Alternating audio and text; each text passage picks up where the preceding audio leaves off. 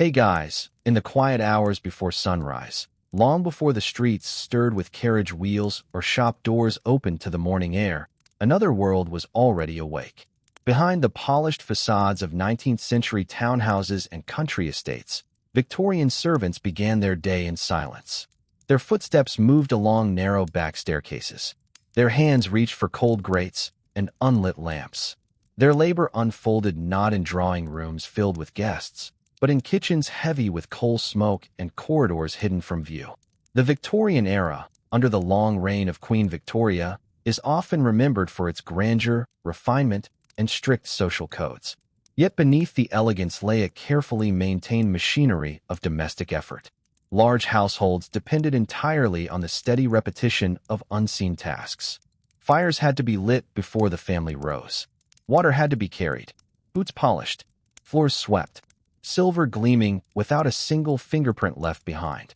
For the servants who performed this work, each day followed a pattern so precise it rarely shifted. The rhythm began before dawn and often ended well after dark. Bells summoned them from room to room. Schedules dictated every movement. Even moments of rest were measured and brief. This was not a life of dramatic upheaval or public recognition. It was a life shaped by routine, by small instructions, by the constant need to remain present yet unnoticed. In townhouses in London and sprawling estates across the English countryside, servants lived in attics and basement quarters, separated from the comfort they maintained. Their world existed parallel to that of their employers, close in proximity, yet distant in experience. Laundry days carried the weight of steam and sore hands. Kitchen mornings filled with the scent of bread and boiling water. Evenings meant clearing tables laid with precision, restoring rooms to an untouched calm as though no gathering had ever occurred. The monotony was not loud. It did not demand attention. Instead, it settled into the bones, day after day, year after year. Repetition became skill. Skill became expectation. Expectation became identity. And yet within that repetition existed quiet resilience, an understanding of order, a discipline that required patience more than praise. Tonight, we step into that hidden world. We move softly through servant corridors and kitchens lit by low flame. We observe the unhurried unfolding of a single day, then another, and another, until the pattern itself becomes clear. This is the story of the tedious daily routine of Victorian servants. Before the household wakes, long before the first carriage wheel rolled over the gravel drive, before the curtains of the upper chambers were drawn back to admit the pale English morning, a quieter world was already in motion below the stairs. In the great houses of Victorian Britain, whether in the crescents of Bath or the broad squares of London, servants began their day in darkness that felt both familiar and unchanging. The basement corridors remained cool even in summer, their flagstones carrying the faint scent of coal dust and soap. Candles or oil lamps flickered along narrow passages, casting steady light upon whitewashed walls. The air held a stillness that would not last long. Soon, fires would need tending, water would need carrying, and breakfast trays would require careful arrangement. For the kitchen maid, the day commenced with the hearth. Ashes from the previous evening were raked aside, embers coaxed into flame. Coal scuttles were lifted and emptied with practiced movements. The warmth spread gradually through iron grates and copper pots, bringing the room from chill quiet to subdued activity. These early tasks unfolded in near silence, punctuated only by the faint clink of metal and the measured sweep of a brush. Up a narrow staircase, the housemaid moved through dim corridors, her steps careful on worn treads. She entered drawing rooms still heavy with the scent of extinguished candles. Window shutters were opened in deliberate sequence, allowing gray daylight to filter across carpets and polished tables. Dusting required attention to detail. Every carved edge and gilt frame wiped methodically. Each morning resembled the last. Each surface received the same deliberate care. In country estates beyond the bustle of cities, such as those scattered across the countryside near York, the rhythm followed a similar pattern. Though the landscape differed, rolling fields replacing cobbled streets, the internal order of the household remained constant. The butler, often the most senior servant, inspected the dining room with restrained scrutiny. Silver laid out the previous evening required buffing until it reflected the pale morning light. The monotony of service lay not in the absence of skill, but in the absence of variation. A maid might polish the same banister hundreds of times over the course of a year. A footman might carry the same tea tray through identical corridors each afternoon. The work demanded precision, yet rarely invention. Bedrooms above awaited quiet preparation. Fires were lit in grates before the family stirred, ensuring warmth upon waking. Water jugs were refreshed, chamber pots discreetly removed. Bed linens were smoothed, counterpanes straightened. Every action occurred before the household's day officially began, as though comfort emerged effortlessly from still air. Servants themselves inhabited modest quarters beneath the roof or near the kitchen. Attics divided into small rooms housed narrow bedsteads and plain wooden chests. Privacy was limited, yet order prevailed. Clothing was folded carefully, aprons hung upon pegs.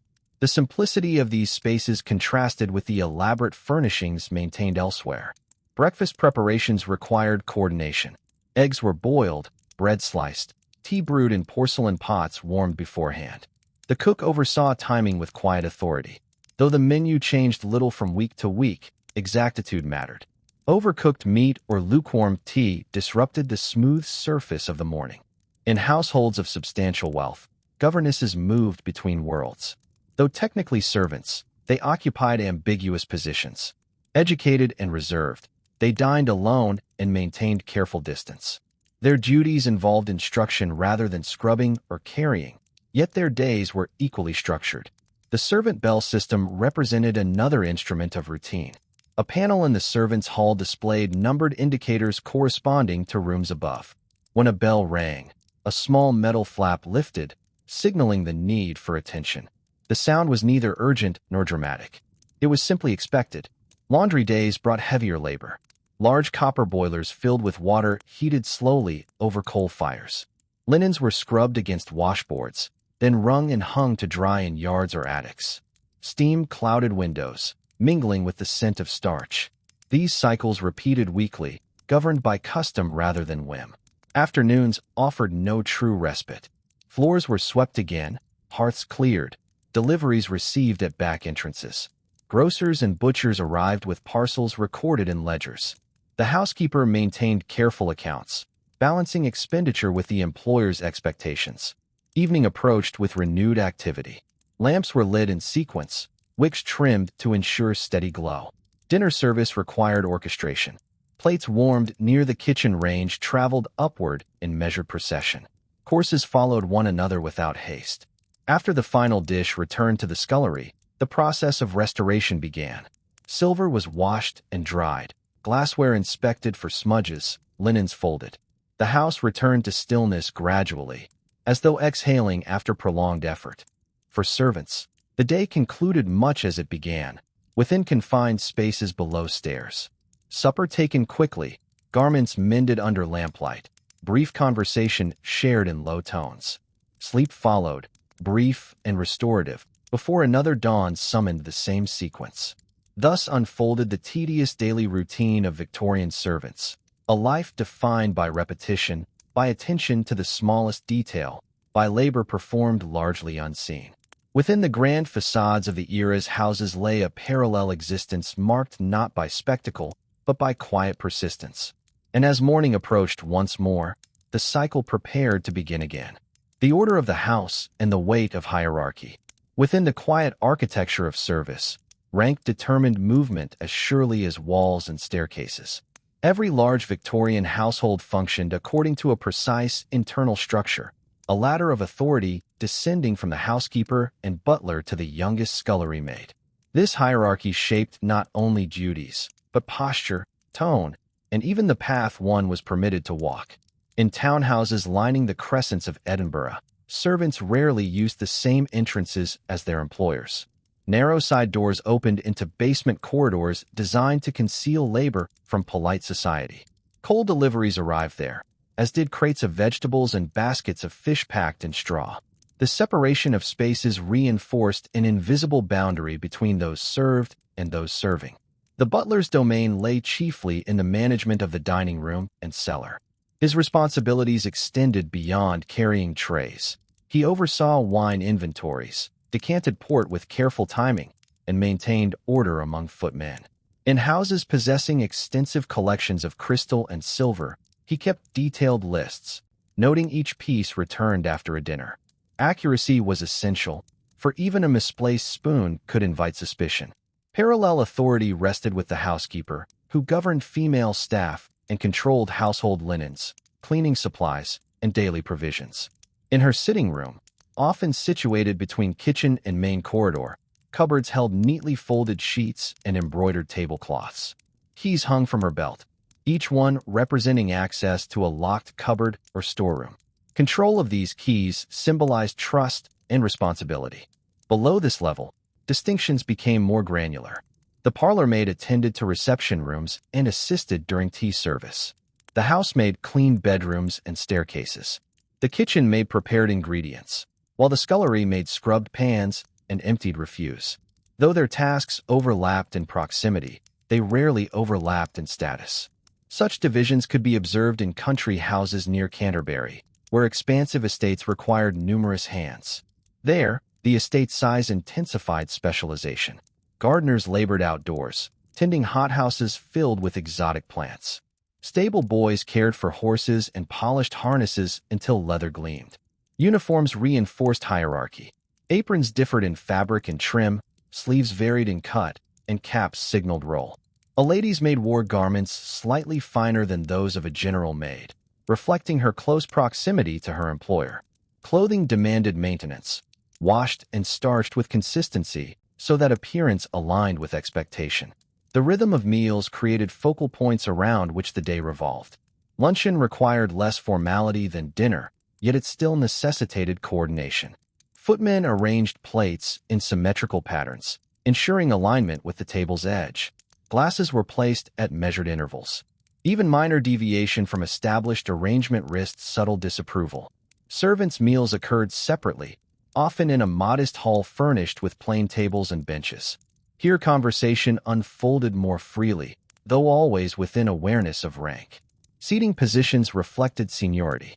The butler and housekeeper occupied places at the head, reinforcing order even during rest. Letters arriving by post were received by the butler or housekeeper before being delivered upstairs. Envelopes bore seals and crests, evidence of social networks extending beyond the immediate dwelling. Servants handled these communications with care, aware that discretion formed part of their obligation. Seasonal shifts introduced adjustments in routine. During winter months, fires required constant tending. Coal was hauled in scuttles from storage rooms, leaving faint trails of dust along corridors. Chimneys demanded regular sweeping to prevent soot accumulation. The house grew warmer yet heavier with smoke that lingered despite open flues. Summer presented alternative challenges. Windows needed cleaning more frequently to admit clearer light. Ice, delivered in blocks wrapped in sawdust, was stored in insulated boxes to preserve food. Servants monitored its gradual melting, draining water at intervals to prevent overflow. Travel by the family meant relocation of duties. When households moved to seaside resorts such as Brighton for the season, selected servants accompanied them. Temporary lodgings required adaptation to unfamiliar kitchens and staircases. Though scenery changed, expectations did not. Silence constituted a constant presence. Servants were trained to move with minimal noise. Doors closed gently. Footsteps were lightened through practice. The ability to appear when summoned and withdraw without disruption formed a valued skill. In grand drawing rooms adorned with heavy draperies, even a misplaced footstep echoed distinctly. Cleaning extended beyond visible surfaces. Carpets were beaten outdoors to remove embedded dust. Mattresses were aired in sunlight when weather permitted. Brass fittings were polished until they reflected distorted images of narrow corridors. The repetition of such tasks consumed hours without visible acknowledgement. Household inventories occurred periodically. The housekeeper counted linens, compared numbers against records, and noted where requiring replacement. Sheets bearing monograms testified to continuity across years. Repairs were undertaken promptly, for frayed edges suggested neglect. Apprenticeship within service often began at a young age. Girls from rural villages entered domestic employment seeking steady wages. They learned by observation, guided through routines until movements became instinctive. The learning process emphasized conformity rather than innovation. Servants seldom witnessed the social gatherings they facilitated. During soirees or formal dinners, they remained stationed at perimeters, attentive yet unobtrusive. Music drifted from pianos. Conversation rose and fell in measured tones. Once guests departed, servants dismantled evidence of festivity, restoring rooms to their habitual arrangement. Rainy days intensified indoor tasks. Umbrellas dripping near back doors required drying. Mud tracked across entryways demanded immediate attention. The cycle of cleaning repeated with renewed emphasis, preserving the illusion of effortless order above. In smaller middle-class households, duties condensed among fewer staff. A single maid of all work might cook, clean, and serve simultaneously. Her days extended longer, her responsibilities broader. Though the scale differed, monotony persisted through constant motion. Time off was limited. Some households permitted brief Sunday afternoons for personal errands or church attendance. These intervals felt precious, yet fleeting. Return to duty followed with inevitability. Illness among staff disrupted balance. Replacement servants were sought through agencies or personal recommendation. The integration of a newcomer required adjustment, though established routines soon absorbed unfamiliar presence. The house functioned as both workplace and dwelling for those employed within it. Boundaries between labor and rest blurred. Even in their modest rooms, servants remained within earshot of bells that could summon them at any hour. Thus, the order of the Victorian household maintained itself through layered authority and disciplined repetition. Hierarchies structured relationships, delineated movement, and reinforced predictability. Within these carefully arranged interiors, each servant contributed to an unbroken sequence of actions that upheld the household's outward composure. And as the seasons advanced, the machinery of service continued its measured course, carrying all within it along a steady and unvarying path. The hidden geography of work. Beyond the polished reception rooms and carpeted staircases existed another map of the Victorian household, one rarely acknowledged by visitors. This concealed geography consisted of back passages, service stairs, attic corridors, and narrow yards enclosed by brick. Within these spaces, the daily routine of servants unfolded according to pathways designed for efficiency rather than elegance. In tall townhouses near Liverpool, architecture reflected strict division between public display and private labor. The main staircase curved gracefully beneath decorative plasterwork, yet a secondary staircase, steeper and unadorned, connected basement to attic. Servants moved swiftly along these hidden routes, carrying coal scuttles, trays, or bundles of linen. The narrow treads bore marks of constant use, polished smooth by decades of ascent and descent. Coal cellars occupied low-ceilinged chambers beneath street level. Delivery men emptied sacks through iron grates set into pavement above, allowing fuel to slide downward in dark cascades. The scullery maid shoveled the pile into bins, fine dust settling upon her sleeves and collar. Each bucket transported to kitchen grates represented another small exertion repeated without ceremony. Water, though increasingly piped into urban homes by mid-century, still required attentive management. In older properties lacking reliable plumbing, large copper tanks in attics supplied gravity-fed flow to washstands. Servants inspected these reservoirs regularly, ensuring they remained filled. In winter, frost threatened to freeze pipes, demanding careful insulation with cloth and straw. Laundry yards behind houses formed modest courtyards enclosed by high walls. On wash days, lines stretched overhead, bearing sheets that fluttered in muted light. Rain interrupted schedules, forcing damp linens indoors to dry before hearths. The smell of soap mingled with that of smoke drifting from neighboring chimneys. In country estates near Exeter, the estate grounds extended this hidden geography outward. Kitchen gardens supplied vegetables grown in orderly rows. Gardeners rose early to harvest cabbages, carrots, and herbs destined for the cook's table. Greenhouses warmed by coal-fired boilers nurtured grapes and delicate flowers regardless of season. The dairy occupied a cool outbuilding where milk stood in shallow pans, cream rising slowly to the surface. Servants skimmed it carefully, transferring the thick layer into crocks stored in stone-lined shelves. Butter churned by hand required steady rotation, a motion performed repeatedly until transformation occurred. Pantries stored preserved goods prepared during autumn abundance. Jars of pickled onions, bottled fruit, and salted meat lined wooden shelves. The housekeeper monitored these supplies, rotating stock to prevent spoilage. Inventory formed part of the daily routine, though the arrangement changed little.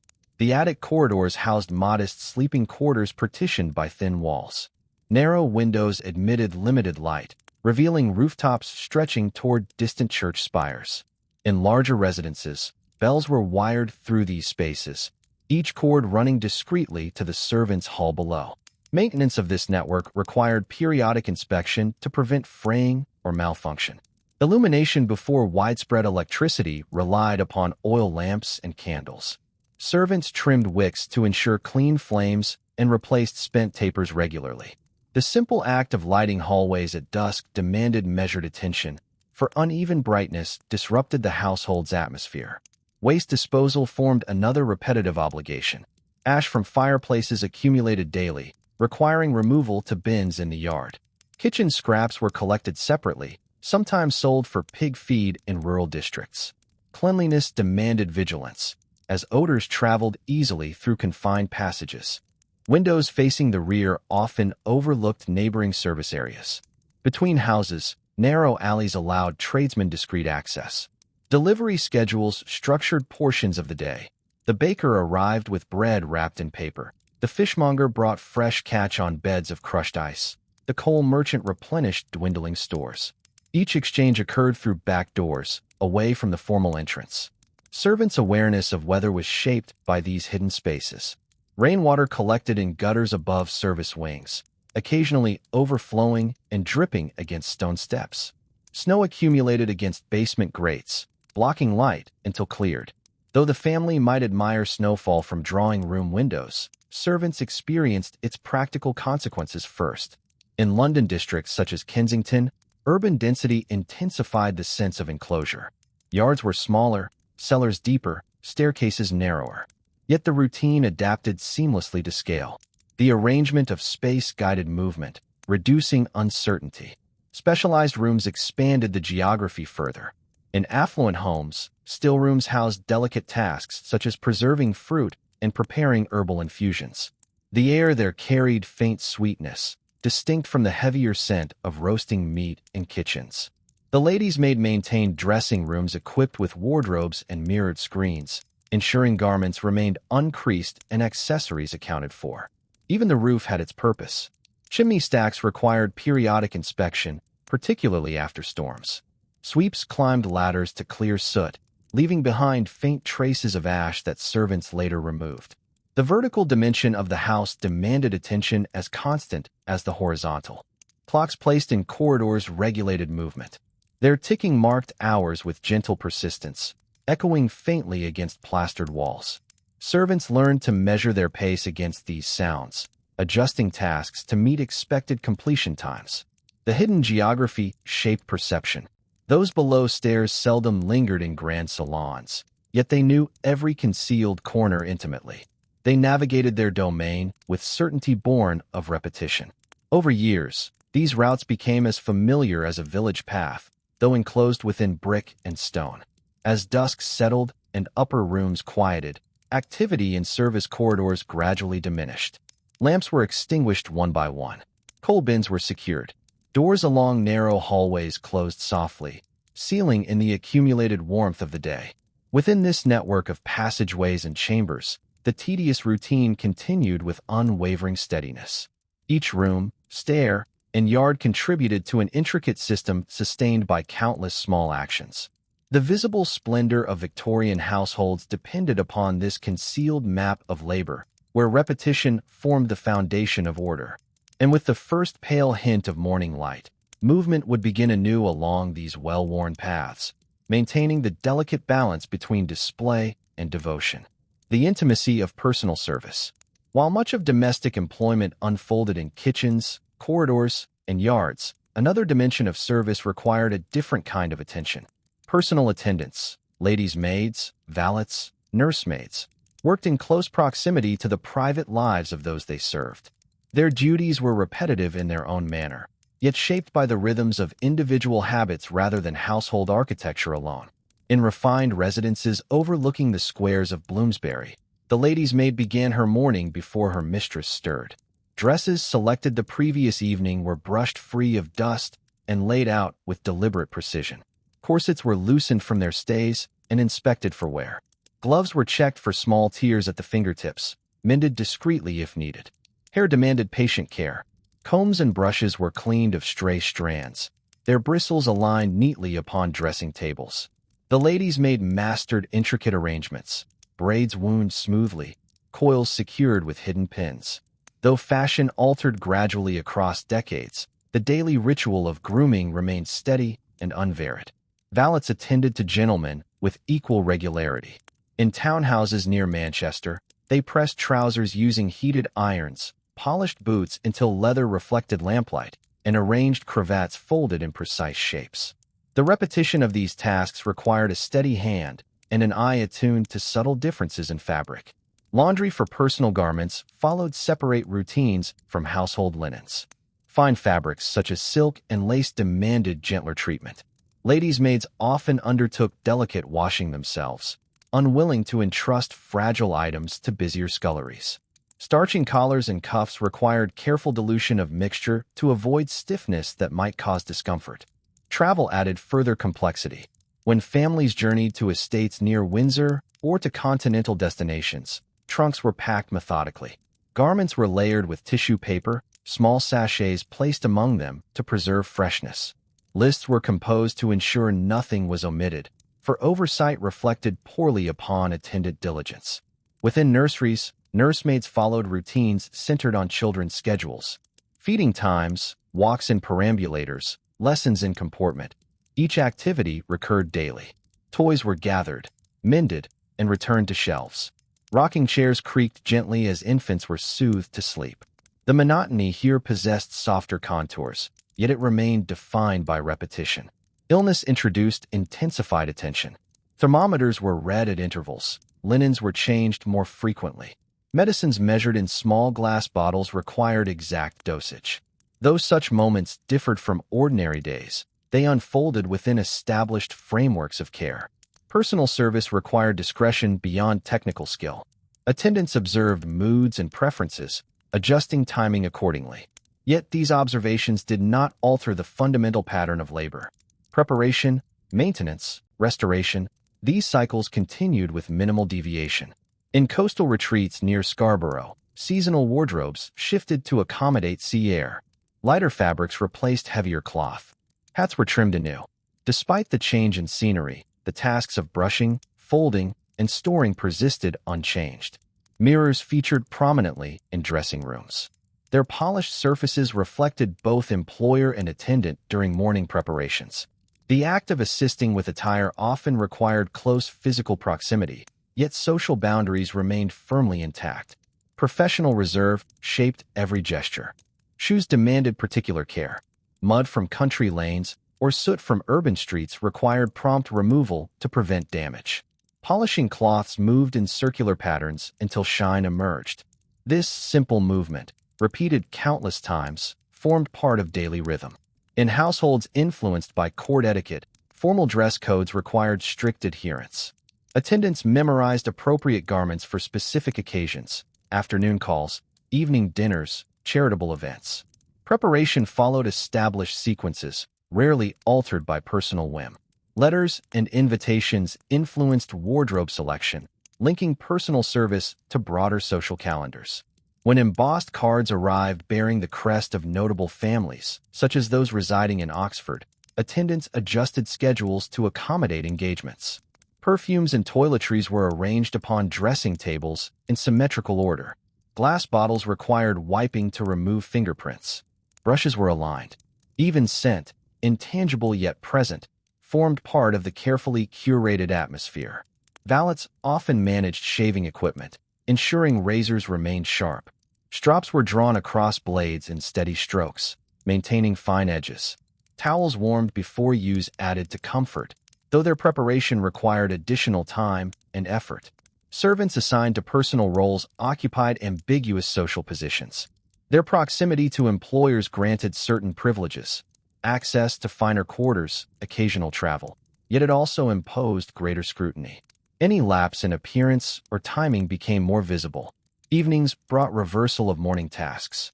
Jewelry was returned to locked boxes.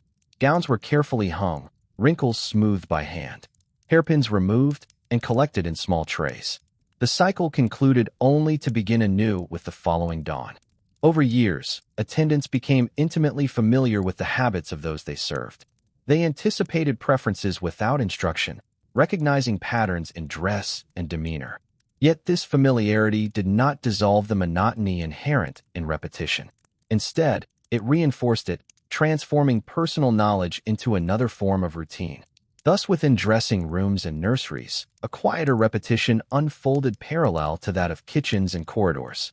The labor here was less visible, yet equally constant. Each brushed sleeve, each polished shoe, each folded glove contributed to the seamless presentation of Victorian gentility. As nights settled across rooftops and lamps dimmed in private chambers, personal attendants retreated to their own modest quarters. Their day, shaped by the intimate demands of service, closed in measured silence. And with the first hint of light beyond curtained windows, the familiar sequence would resume, unvaried, precise, and gently unending. Seasons of service and the expanding household. As years passed within the same walls, servants came to measure time not only by clocks and bells, but by the slow turning of seasons and the customs attached to them. Each quarter of the year carried its own obligations, subtly altering the tempo of domestic life while preserving its essential sameness. Spring introduced the ritual known as the thorough cleaning. In houses facing the broad avenues of Cheltenham, carpets were rolled and removed from drawing rooms, their absence revealing floorboards seldom seen. Curtains were taken down and beaten outdoors, releasing clouds of dust that drifted briefly before dispersing in the mild air. Mattresses were turned, hearthstones scrubbed, cupboards emptied and reordered. Though labeled as renewal, this process followed a familiar script rehearsed annually. Windows stood open longer during these months, admitting both light and the distant sounds of carriage wheels. Servants moved furniture aside with coordinated effort, careful not to scratch polished surfaces. The scent of beeswax mingled with that of fresh air, creating an atmosphere distinct from winter's enclosed warmth. Summer altered duties through its lengthened days. In estates near Norwich, gardens demanded closer attention. Outdoor luncheons required transportation of crockery beyond the usual confines of dining rooms. Picnic hampers were assembled with methodical precision, linen folded tightly, cutlery wrapped in cloth to prevent clatter. The arrangement of such baskets mirrored the symmetry of indoor service. Insects presented seasonal inconvenience. Flies gathered near open windows, necessitating frequent wiping of sills and the discreet placement of traps. Food preparation required vigilance to prevent spoilage in warmer air. Ice deliveries became more regular, stored in insulated chests lined with sawdust. Autumn signaled harvest and preservation. Apples from orchard trees were sorted in storerooms, some destined for pies, others for cider pressing. Root vegetables were layered in cool cellars, protected from frost. The cook supervised bottling of fruit in syrup, sealing jars with wax. Each action carried practical necessity, yet its repetition across years rendered it predictable. Winter returned with shortened daylight and increased demand for warmth. Fires burned from early morning until late evening. Coal consumption rose steadily, its management forming a central concern. Ash bins filled more rapidly, requiring multiple removals each day. Servants adapted their movements to colder corridors, wrapping shawls tightly while passing between rooms. Festive occasions introduced variation without disrupting structure. At Christmastide, households in towns such as Chester displayed evergreen wreaths and garlands. Decorations required careful placement and eventual removal. Kitchens grew busier with the preparation of puddings mixed weeks in advance, then stored in cloth and steamed anew before serving. Though celebratory in spirit, these tasks adhered to long-standing custom. Guest visits expanded the scope of labor. Spare bedrooms were aired, linens freshly pressed. Additional place settings were arranged at table, chairs polished to accommodate increased company. Servants adjusted schedules accordingly, rising earlier to meet heightened expectation. Yet the underlying framework remained intact. The social calendar influenced daily pacing. Invitations to dinners, concerts, and charitable events arrived in steady succession. Attendants consulted almanacs to anticipate upcoming engagements. Carriages were ordered, cloaks brushed, gloves selected. These preparations unfolded with minimal alteration from one event to the next. Births and marriages within employing families marked significant moments. Nurseries were rearranged, new garments sewn in miniature sizes. Wedding preparations involved packing trousseaux and arranging travel trunks. Servants witnessed these transitions quietly, their own positions unchanged. Technological progress gradually entered domestic spaces. In later decades, some urban homes installed rudimentary electric bells replacing earlier mechanical cords. Gas lighting became more common, requiring maintenance of pipes and mantles. Servants learned new procedures, though the learning curve soon settled into repetition. In coastal towns like Torquay, sea air introduced unique challenges. Salt settled upon window panes, demanding frequent cleaning. Fabrics absorbed moisture, necessitating vigilant airing. The rhythm of tides could be glimpsed from upper windows, yet servants rarely paused long enough to observe it. Servants aged within this cycle of seasons. Apprentices matured into senior roles. Experienced staff trained newcomers. Knowledge passed informally. How to fold napkins precisely, how to judge oven heat by scent alone, how to remove stubborn stains from delicate fabric. These lessons ensured continuity. Wages, though modest, were distributed at regular intervals. Some servants sent portions home to rural families. Savings accumulated slowly, often stored in small tin boxes kept beneath beds. Financial prudence mirrored the steady discipline of daily tasks. Occasional illness within the household required adaptation. Rooms were aired more thoroughly, bedding changed with greater frequency. Remedies were prepared in the kitchen according to established recipes. Servants' own ailments were addressed quietly, often without absence from duty. The relationship between servant and place deepened over years of unbroken routine. Familiarity with creaking floorboards and uneven steps fostered a sense of belonging distinct from ownership. Though employment could end abruptly through circumstance, many remained in service for extended periods, their lives entwined with those of their employers. As twilight settled upon rooftops and chimney smoke drifted upward against fading light, the house returned to composure. Candles and lamps cast gentle illumination along corridors. In the servants' hall, modest conversation marked the close of another day shaped by season and obligation. Thus the expanding household, its calendar, its guests, its climate, introduced subtle shifts without altering fundamental cadence. Duties adjusted to circumstance, yet retained familiar contours. Through spring cleaning and winter fires, through summer excursions and autumn preserves, the tedious daily routine endured, steady as the turning of the year itself. Wages, aspirations, and quiet endurance. Behind the steady rhythm of sweeping, polishing, tending fires, and preparing trays lay another dimension of domestic service, its economic foundation. Employment in a Victorian household offered stability in exchange for constancy. For many young women arriving from rural villages, the promise of regular wages and lodging outweighed the predictability of the work itself. In market towns near Shrewsbury, families often arranged positions for daughters through personal recommendation. A letter written in careful script could secure placement within a respectable home. Character references mattered greatly. A reputation for diligence opened doors more readily than formal skill. Wages varied according to rank and region. A scullery maid earned considerably less than a lady's maid or housekeeper. Payment occurred quarterly in many households, presented in coins counted precisely.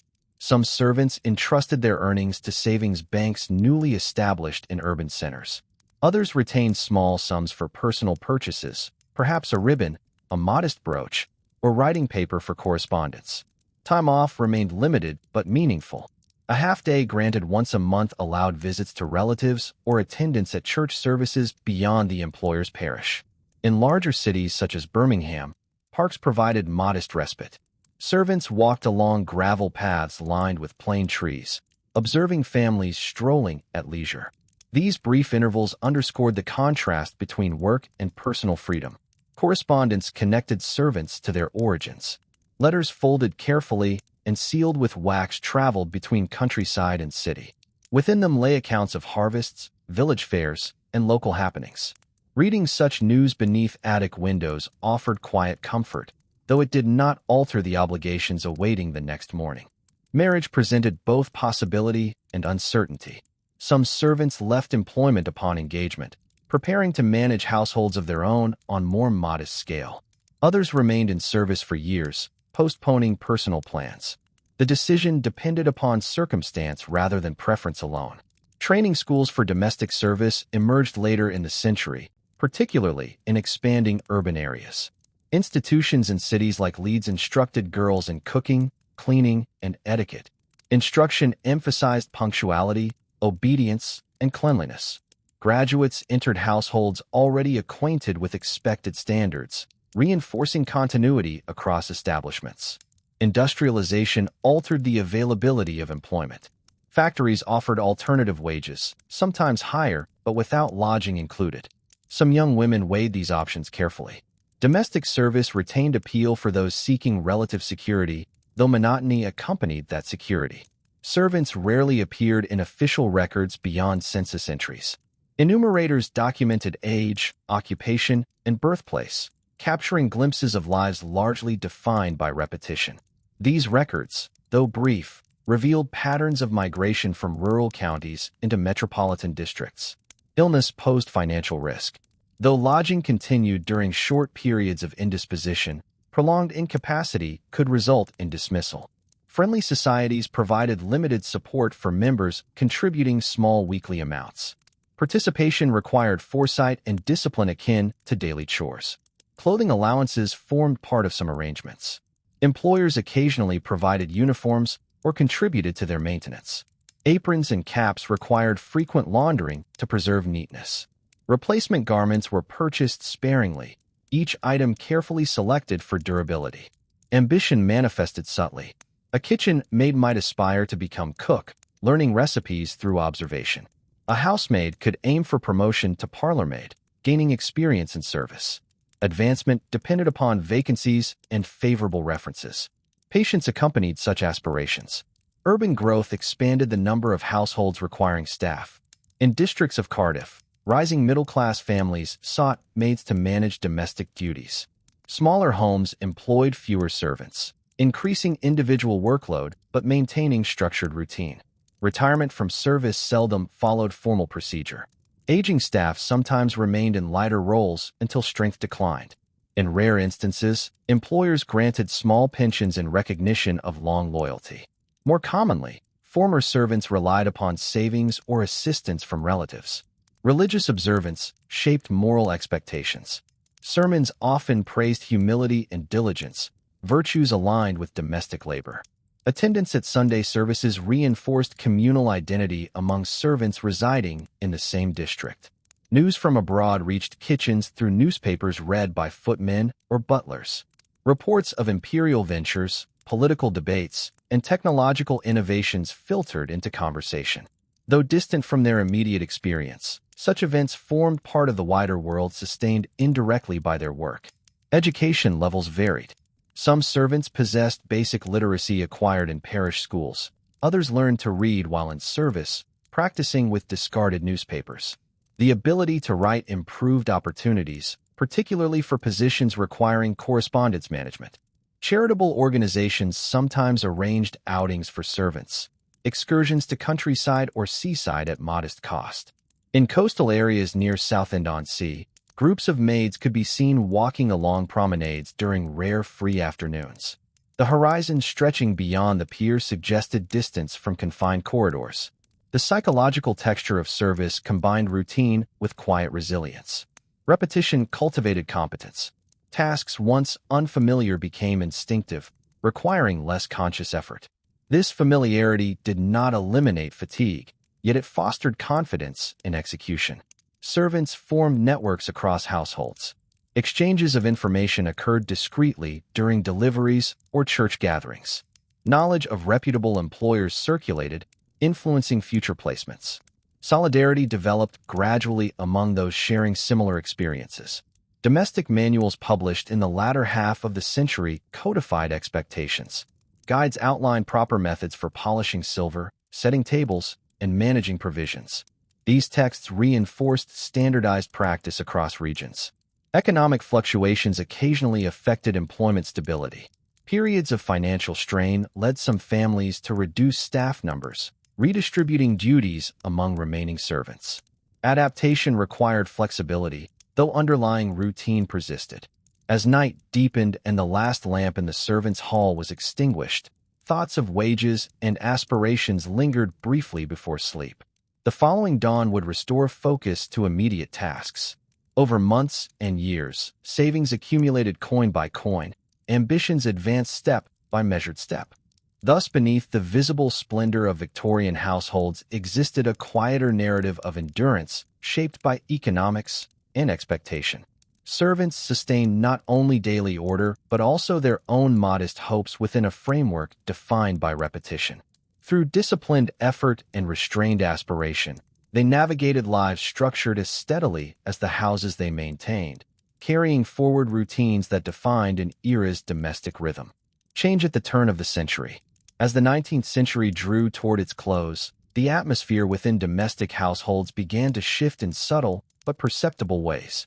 The structure of service remained intact, yet the broader world pressed gently against its boundaries. Innovations that altered streets and industries eventually entered kitchens and sculleries, transforming tasks that had long followed inherited patterns. In neighborhoods of London newly fitted with gas mains, lamps no longer depended entirely upon oil. Gaslight extended working hours without the persistent trimming of wicks. Its steady glow reduced shadows in corridors and stairwells, though it introduced new responsibilities. Mantles required replacement, fittings demanded cleaning, and safety required vigilance. Servants adapted to these devices with cautious curiosity. Water supply systems expanded gradually across urban districts. Instead of drawing buckets from outdoor pumps, some households installed indoor taps connected to municipal reservoirs. In places such as Manchester, this development simplified washing yet did not diminish the volume of linen requiring attention. Laundry days remained laborious, but the physical strain of hauling water lessened slightly. Coal continued to fuel ranges and fireplaces, yet mechanical aids began to appear. Hand-cranked mangles pressed damp sheets more efficiently. New cooking stoves promised consistent heat. Instruction manuals accompanied these appliances, adding reading to the repertoire of necessary skills. Telegraph lines and railway timetables altered communication between town and countryside. Letters arrived more swiftly. Deliveries of goods from distant counties increased in frequency. Exotic produce, bananas, oranges, spices, appeared more regularly on pantry shelves. Preparation of such items required experimentation, expanding culinary knowledge beyond traditional fare. Educational reform affected the youngest members of staff. Compulsory schooling laws implemented in the 1870s ensured that many servants entering employment possessed basic literacy. This foundation altered the tone of domestic hierarchy. Written instructions replaced some verbal guidance. Account books became more systematic, reflecting broader administrative precision. Shifts in fashion influenced daily duties. The bustle and layered skirts of earlier decades gave way to simpler silhouettes. Nonetheless, garment care remained intricate. Delicate fabrics required careful laundering. Lace demanded patient mending. Valets and ladies' maids maintained awareness of evolving styles, consulting illustrated periodicals that circulated among employers. In expanding port cities such as Liverpool, maritime trade enriched households and diversified domestic routines. Sea captains' families requested polished brass instruments displayed prominently in drawing rooms. Maintaining these items added to the list of polishing tasks, blending nautical heritage with domestic ritual. Urban expansion also produced smaller suburban villas. These homes employed fewer servants, often only a single maid of all work. Her responsibilities encompassed cooking, cleaning, childcare, and errands. The scale differed from grand townhouses, yet repetition persisted. The day began before sunrise and concluded after the last dish dried upon the rack. The growth of department stores transformed purchasing practices.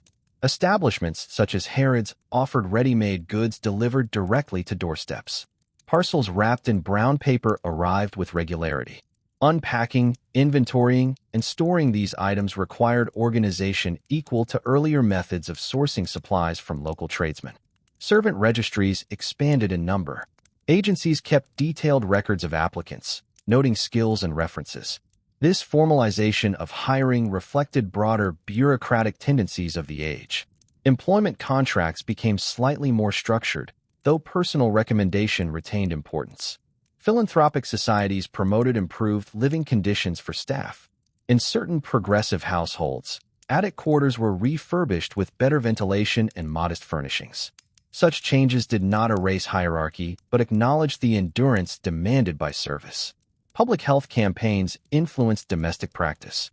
Awareness of sanitation increased after outbreaks of disease in densely populated districts. Kitchens were scrubbed with renewed thoroughness. Waste disposal followed stricter routines. Servants bore much of the responsibility for implementing these measures. New leisure opportunities emerged alongside industrial prosperity. Music halls and exhibitions attracted urban audiences.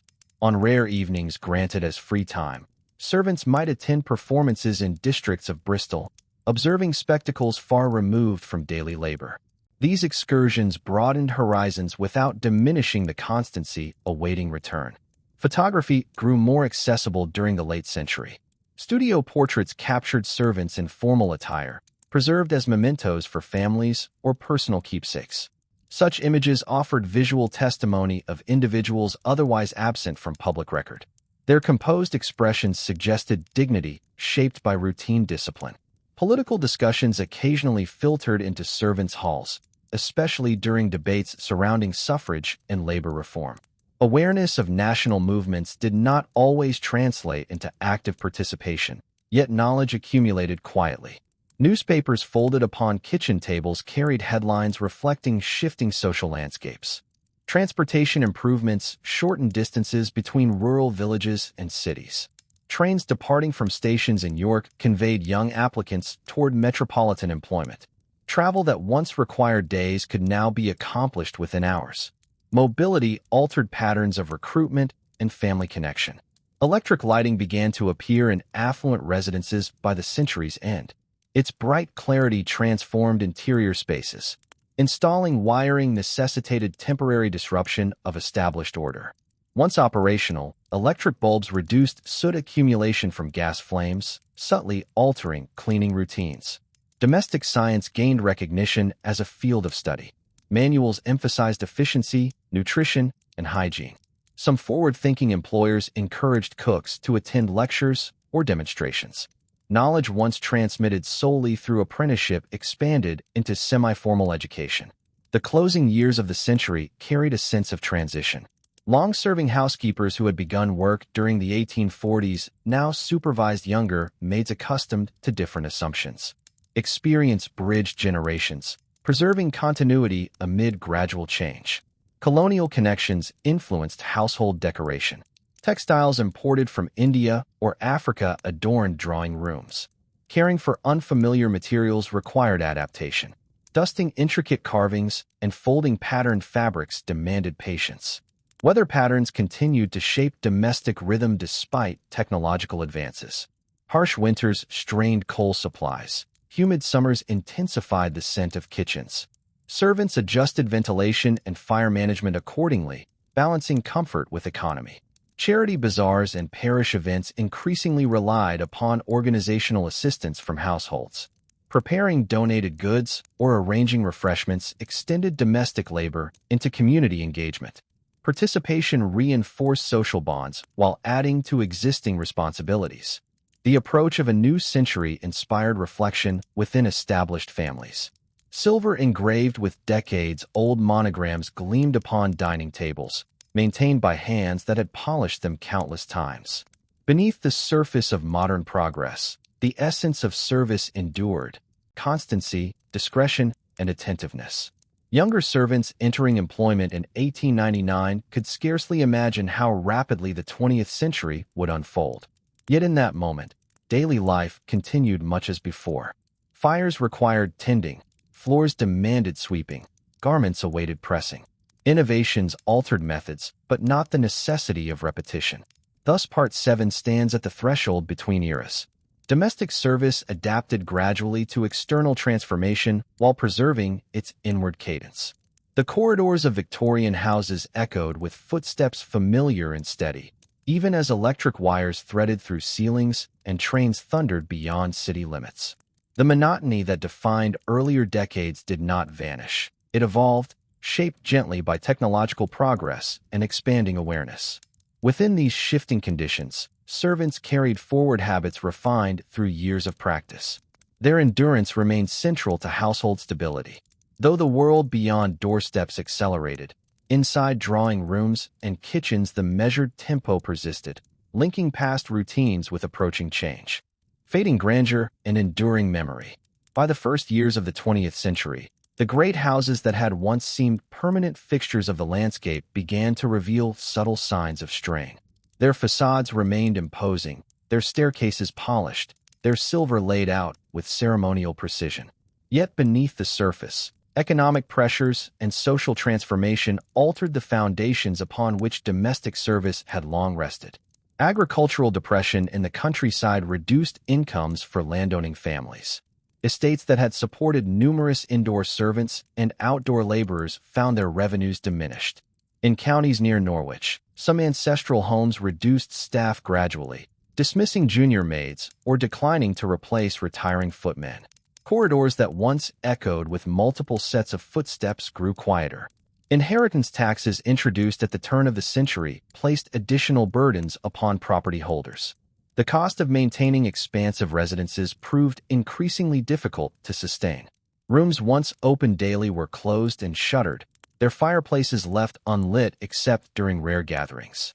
Servants adjusted to these contractions, consolidating duties into fewer occupied chambers. Motor cars began to replace horse-drawn carriages. Stables converted into garages required different forms of upkeep. Grooms retrained as chauffeurs, learning mechanical maintenance alongside traditional responsibilities. In towns such as Oxford, the sight of automobiles on cobbled streets signaled a departure from rhythms that had defined earlier decades. For household staff, this innovation altered schedules, introducing new demands for cleaning polished brass fittings and maintaining engine parts free from dust. Women's employment patterns shifted as opportunities expanded in offices and shops. Typists and clerks earned wages without residing within employers' homes. Some young women chose these alternatives over domestic positions, valuing independent lodging and defined working hours. Households responded by advertising more widely, sometimes struggling to secure reliable staff. In suburban districts near Croydon, semi-detached houses proliferated. These dwellings accommodated smaller families who often employed only a single general servant. Her work encompassed tasks once distributed among several individuals in grander establishments. The intimacy of such arrangements reduced hierarchical layers, yet intensified individual workload. Political developments gradually reshaped social expectations. Campaigns advocating expanded suffrage influenced public conversation. Although many servants remained disengaged from formal activism, awareness of civic change permeated newspapers and sermons. The notion of citizenship evolved alongside domestic custom. Electric appliances, though initially rare, appeared with increasing frequency. Early vacuum cleaners, operated by hand pumps or external engines, promised efficiency in carpet maintenance. Their operation demanded instruction and careful handling. While these machines eased certain tasks, they introduced maintenance responsibilities and occasional mechanical difficulties. World events soon cast longer shadows. The outbreak of the First World War in 1914 profoundly disrupted established patterns. Male servants enlisted, leaving households with reduced manpower. Women assumed additional duties, adapting to shortages of fuel and food. In cities like Edinburgh, rationing measures required meticulous record-keeping in kitchens. Ingenuity replaced abundance. Some large residences transformed temporarily into convalescent homes or administrative offices. Drawing rooms accommodated hospital beds. Dining tables supported paperwork rather than formal meals. Servants remaining in these altered spaces navigated unfamiliar responsibilities, assisting medical staff, or managing supplies for wartime efforts. Letters from the front reached kitchens with irregular timing.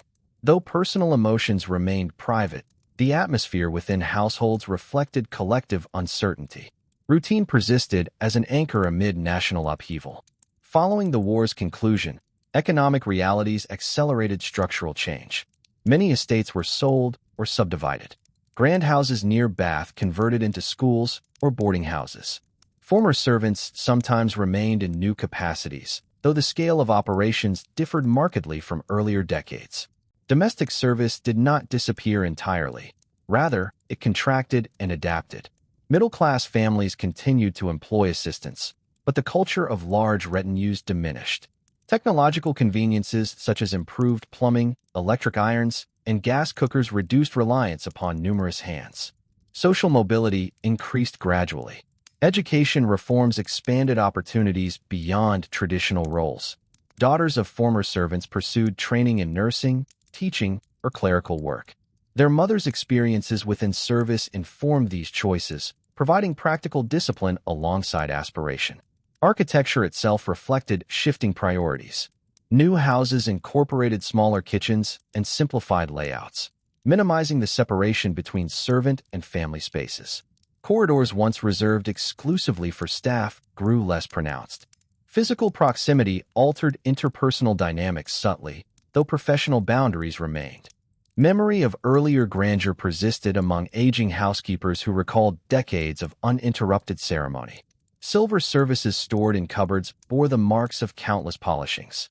Linen chests contained embroidered initials representing generations of domestic labor.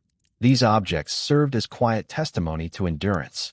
In rural areas surrounding Exeter, some former estate workers transitioned to agricultural or industrial employment. The continuity of service fractured into diverse paths. Yet habits formed within structured households. Punctuality, attention to detail, restraint, proved transferable to new environments. Literature of the early 20th century occasionally depicted servants with greater nuance, acknowledging their inner lives alongside external duties. Such portrayals contributed to gradual reevaluation of social hierarchy. Still, within many homes, expectations of discretion and reliability endured unchanged. By the 1920s, the domestic sphere reflected both preservation and reinvention. Radios introduced voices from distant locations into parlors and kitchens. Servants cleaning hearths or preparing meals overheard broadcasts that connected them to national discourse. The household no longer existed in relative isolation from external events. Retirement for long-serving staff sometimes coincided with the sale of family homes. Employers offered modest gratuities in recognition of loyalty. Elderly maids returned to villages transformed by decades of progress, carrying memories shaped by staircases and sculleries. Cemeteries in towns such as Canterbury hold modest headstones inscribed with occupations like housemaid or cook. These markers, though simple, affirm lives defined by steadfast labor. Their presence grounds the abstract narrative of service within tangible remembrance. Thus, the story of Victorian servants extends beyond the chronological boundaries of a single reign. It flows into subsequent generations, reshaped by war, reform, and invention. The monotony that characterized earlier years gradually softened, replaced by diversified opportunities and altered domestic expectations. Yet within that evolution remains an enduring truth. Countless individuals sustained households through disciplined repetition. Their contribution formed the quiet infrastructure of an era marked by transformation. As grand facades faded or found new purposes, the memory of those who maintained them persists, woven into architectural details, preserved in archival records, and reflected in the steady cadence of history itself. In this closing movement, continuity and change intertwine. The servants who once rose before dawn to light coal fires could scarcely foresee electric bulbs illuminating corridors or motor cars replacing carriage wheels. Nevertheless, their routines established standards of order that influenced succeeding generations. Through gradual adaptation and unassuming perseverance, they navigated the passage from Victorian certainty into modern complexity. The echo of their footsteps lingers in polished banisters, and worn flagstones. Though time alters circumstance, it does not erase the quiet diligence that sustained daily life. Within fading grandeur and evolving society, the legacy of Victorian servants endures, measured not in proclamations or monuments, but in the steadfast rhythm of work faithfully performed. Echoes in the modern quiet. As decades unfolded beyond the Edwardian years, the memory of extensive domestic staffs gradually receded into recollection rather than lived reality. The houses that once depended upon layered hierarchies of indoor labor adapted to new expectations shaped by practicality and economy. In many districts, entire wings fell silent, their former purpose discernible only through architectural traces. Narrow staircases tucked behind walls, bells disconnected yet still mounted in servant corridors. During the interwar period, suburban expansion accelerated around cities such as Reading. Rows of semi-detached homes accommodated families who managed most household tasks independently. Modern conveniences reduced reliance upon resident staff. Electric cookers replaced coal ranges. Running water reached upper floors. Compact layouts minimized distance between rooms. Domestic effort persisted, yet it no longer required a retinue of uniformed attendants. Former servants carried their discipline into new professions. Some entered hospital wards as nurses, where habits of cleanliness and punctuality proved valuable. Others found positions in municipal offices, applying organizational skills cultivated in pantry and linen room. The training acquired through years of structured routine translated into quiet competence across varied fields. Large estates that survived the economic downturn of the 1930s often opened portions of their grounds to public visitors. In counties near Cheltenham, guided tours introduced strangers to drawing rooms once maintained exclusively for private gatherings.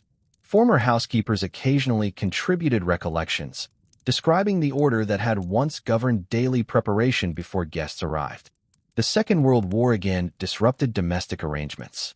Evacuation policies relocated children from urban centers to rural homes. Kitchens adapted to accommodate unfamiliar faces. Ration books determined ingredient availability, requiring inventive substitution in meal preparation. Women assumed responsibilities across industries, further diminishing the pool of available household staff. Post-war reconstruction altered architectural priorities. Council housing projects in cities like Sheffield emphasized efficiency over ornamentation. Compact kitchens integrated built-in cupboards and standardized appliances. The separation between servant and employer quarters, once sharply defined, dissolved into unified domestic spaces shared by all occupants. By the mid-20th century, the presence of live-in servants had become uncommon outside the wealthiest households. Employment shifted toward part-time domestic assistants, cleaners, cooks, or nannies working scheduled hours before returning to their own residences. The intimacy and constant oversight characteristic of Victorian service gave way to more contractual arrangements. Historical societies began collecting artifacts related to earlier domestic life. Uniforms preserved in archival boxes, bell boards cataloged and displayed, handwritten recipe books carefully restored. Museums in towns such as Chester curated exhibitions highlighting the invisible workforce that had sustained grand households. Visitors observed scullery tools and polishing cloths with curiosity, recognizing in them a laborious rhythm far removed from contemporary convenience. Literary portrayals of domestic service gained renewed interest during the late 20th century. Novels and television adaptations depicted servants with reflective depth, acknowledging emotional landscapes alongside duty. Though dramatized, such representations prompted reconsideration of social hierarchies once accepted as immutable.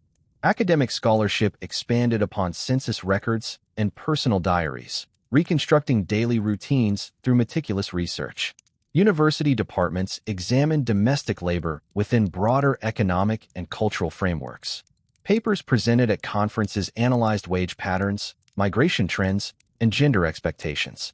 The lives once confined to attics and back staircases entered scholarly discourse. Tourism further revived attention to historical households. Restored properties near Durham invited visitors to explore servants' quarters alongside formal salons.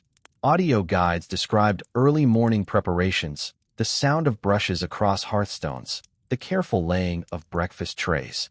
These narratives preserved memory through interpretation.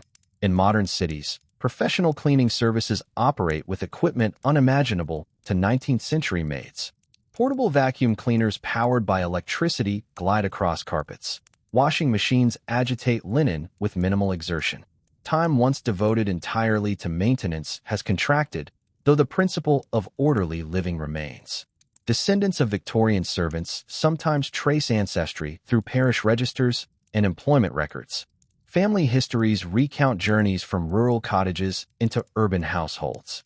Photographs preserved in albums display ancestors in crisp aprons or dark suits, standing solemnly before studio backdrops. These images bridge generations, connecting contemporary life to structured pasts. Educational curricula increasingly incorporate social history, presenting domestic service as integral to understanding class relations. Students analyze diaries and employment contracts, recognizing the intricate systems that govern daily existence. Awareness fosters empathy for individuals whose contributions were foundational yet seldom celebrated. In certain regions, particularly within heritage estates near Salisbury, reenactment programs simulate historical routines. Volunteers demonstrate bread baking over open hearths, laundering garments with washboards, or polishing silver according to traditional technique. Observers witness the endurance required for tasks once performed without audience. Global migration patterns in the late 20th and early 21st centuries introduced new forms of domestic employment. Caregivers and housekeepers arriving from abroad occupy roles shaped by different cultural contexts. While conditions differ markedly from Victorian service, echoes of hierarchical arrangement persist in certain settings. Digital archives now preserve employment registries once kept in leather-bound volumes. Researchers access scanned documents revealing names, ages, and wages. The anonymity that once enveloped domestic workers gradually yields to recorded identity.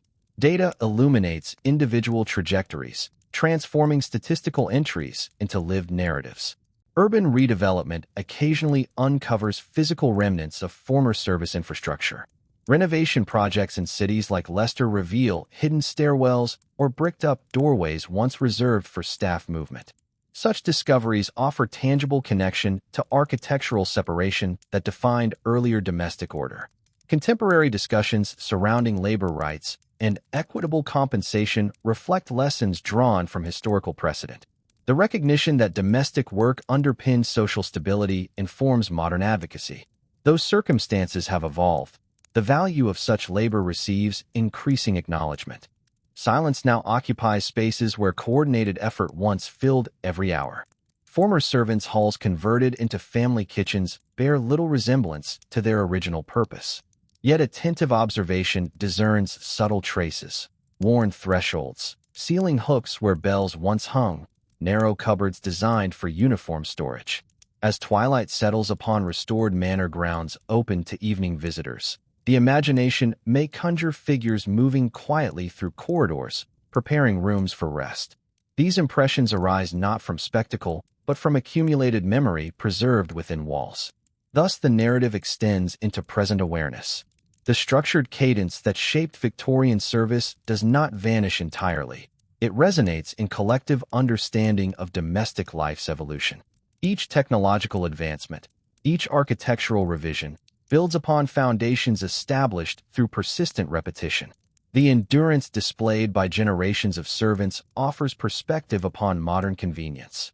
Tasks once consuming entire days now conclude within minutes. Yet the underlying principle of care remains constant. Cleanliness, nourishment, order, these continue to define household well-being. In the stillness of preserved estates and suburban kitchens alike, the past lingers softly. Not as a burden, nor as an object of nostalgia alone, but as testimony to human capacity for adaptation. The footsteps that once ascended back staircases have faded, yet their imprint remains within cultural memory. Through archival research, restored architecture, and reflective storytelling, the quiet labor of Victorian servants persists beyond its original confines.